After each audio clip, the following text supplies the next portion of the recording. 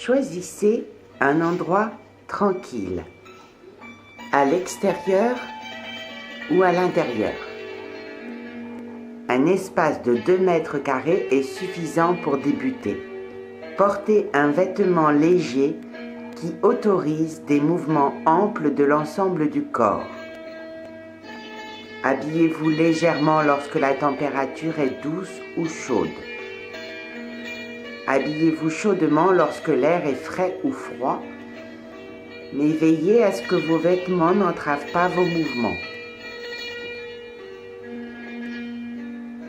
Si le lieu et la température le permettent, vous pouvez pratiquer pieds nus. Sinon, utilisez des chaussures légères et plates. En position debout, joignez vos pieds, les chevilles se frôlant doucement. Au début, si la position pieds joints vous paraît difficile à maintenir, vous pouvez les laisser écartés d'une dizaine de centimètres, mais dès que vous le pourrez, prenez cette position pieds joints qui correspond à la bonne posture. Gardez votre position naturelle. Elle correspond peut-être à la bonne position de départ. À partir de cette position, vérifiez ces quelques points qui vont vous permettre, en corrigeant légèrement cette posture, de trouver la position idéale. Prenez conscience du contact de vos 2 pieds sur le sol. Vos 2 pieds sont les solides racines qui vous permettent de garder l'équilibre pendant l'exercice. Les jambes doivent être souples, ni trop tendues, ni trop fléchies. Le bassin est souple. Le coccyx, petit os qui est à la base de la colonne vertébrale, est légèrement relevé vers le haut et l'arrière, sans forcer. Les muscles du périnée, la région de l'anus, sont légèrement fermés et un peu relevés. Le buste, le dos et les épaules sont relâchés. Vous ne devez pas être voûté, penché vers l'avant, mais vous ne devez pas être raide comme un militaire au garde à vous. Rentrez légèrement le ventre.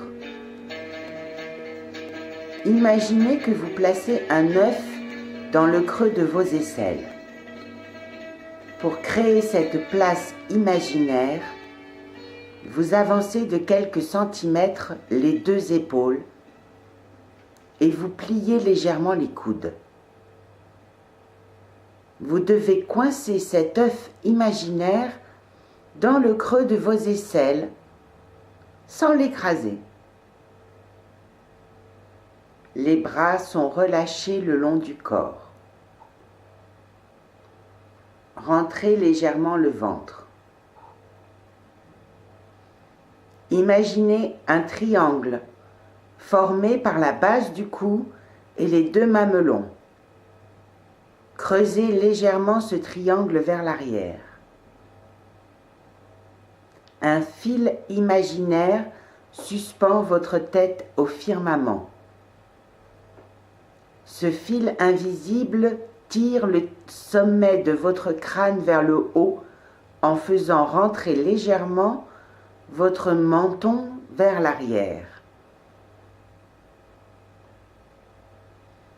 Votre langue se détend à l'intérieur de votre bouche close et sa pointe vient toucher le palais, à la base des incisives supérieures, les grandes dents sur le devant de la mâchoire. Vos yeux, mi-clos, regardent vers l'horizon. Vous avez à ce moment la posture de départ idéale.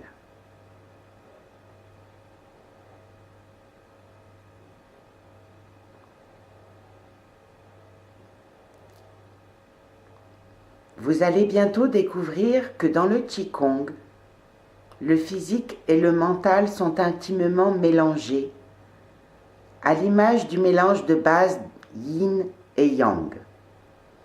Ainsi, après avoir étudié la posture physique, nous allons aborder l'attitude mentale qui complète cette posture. Prenez conscience de la position de votre corps en vérifiant mentalement les différents points que nous venons d'étudier. Prenez conscience des bruits, des sonorités de votre environnement. Écoutez ces bruits sans chercher à les analyser, en les utilisant comme une sorte de musique d'ambiance qui va bientôt permettre à votre esprit de vagabonder.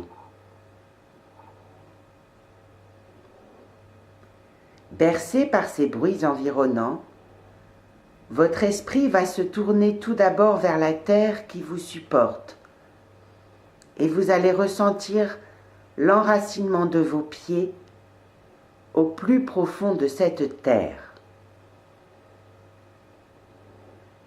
Puis votre esprit se tournera vers ce fil qui soutient votre tête et la relie à l'infini du cosmos. Enfin, votre esprit vous permettra de visualiser la bonne position de votre corps entre le ciel et la terre et d'imaginer que votre corps devient le lieu qui permet le passage, l'échange et le mélange des énergies du ciel et de la terre. Lorsque vous ressentez l'union entre le ciel, la terre et votre corps, vous pouvez commencer.